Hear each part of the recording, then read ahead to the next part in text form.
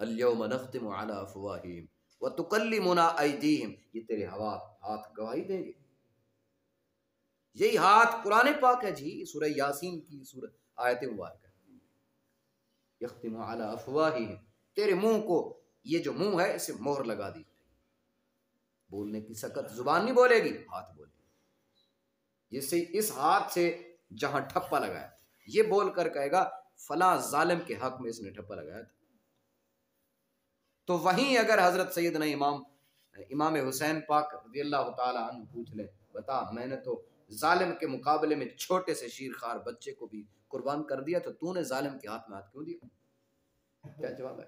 अल्लाह ताला मुसलमानों को हिदायत नसीब करे अपने हाथों से। अच्छा अजीब बात है, बाज़ औक़ात सोचता हूँ, बाज़ औक़ात हमारे हुक्मरान आकर आवाज लगाते हैं, मुझे बुलाया क्यों था? उससे ये पूछने वाला कोई नहीं, तुझे किसने बुलाया? किसी बाहर की एजेंसी ने बुलाया तुझे? अंदर की एजेंसी ने? उससे पूछने वाला ये भी कोई नहीं। अवाम को ऐसे ना चक्कर देते हैं, मुझे क्यों बुलाया था, किसने बुलाया तुझे? अच्छा अजीब बात है एक और मेरे जहन में अजीब बातें आती हैं कभी कभी सोचता हूँ, कभी अक्सर तो सियासत के बारे में सोचते नहीं, कभी कभी वो एक कमिश्नर उठा, उसने बयान दिया जी मुझे चढ़ा दो, फांसी पर चढ़ा दो, मुझे फांसी पर चढ़ा दो, ये मुझसे करवाया गया। कौन करवाने लगा? जी इलेक्शन कमिश्नर, तो जस्टिस फला फला।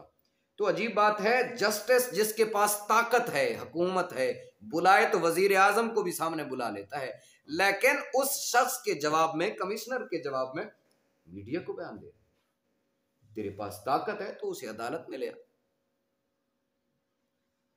उससे कोई दलील मांग, मीडिया में तुझे आने की क्या जरूरत है, तेरे पास तो ताकत है।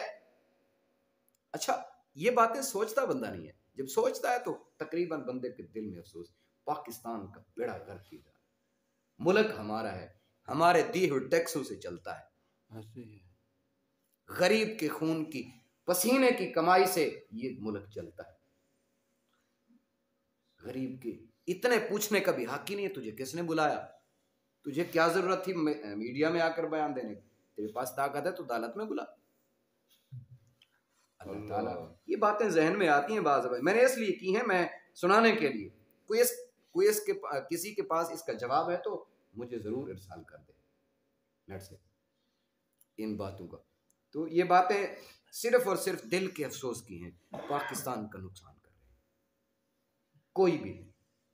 अल्लाह ताला हिदायत नसीब फरमाए। अल्लाह ताला यही फरमाता है वला यज़ालुल लज़ीना कफ़रू, उस दिन ये जो आजकल की बादशाही संभालते फिर रहे हैं ना, कितने महीना होने वाला है, इनसे अपने फैसले नहीं हुए, हमारे फैसले क्या करेंगे, अवाम के फैसले क्या करेंगे? अच्छा जहां भी बैठते हैं ना, अजीब बात है, ये इलेक्शन तो एक ड्रामा है, ड्रामा। अवाम का जो फैसला है वो तो मानना ही नहीं है। एक बंदा वाज़े तौर पर आ गया, अभी मैंने ये सब कुछ किया है और मुझसे करवाया गया है, फिर भी अगर तुझसे करवाया गया है तो उनका फैसला दुरुस्त किया जाए, नहीं, कोई तो ताकत है ना ऐसी, नहीं करने देती। वो कौन ताकत है?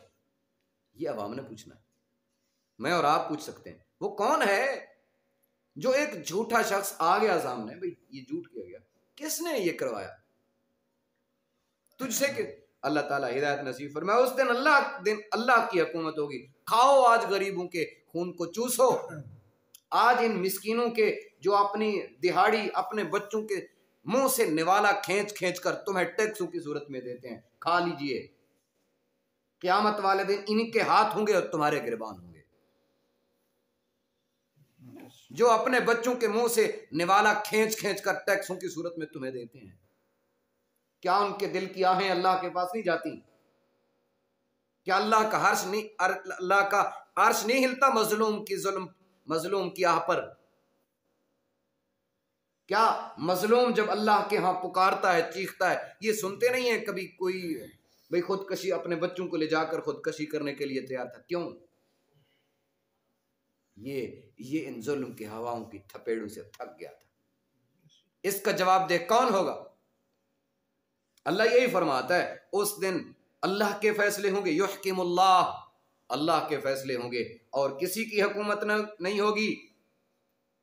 यहकुमु बैनहुम, अल्लाह उनके दरमियान फैसले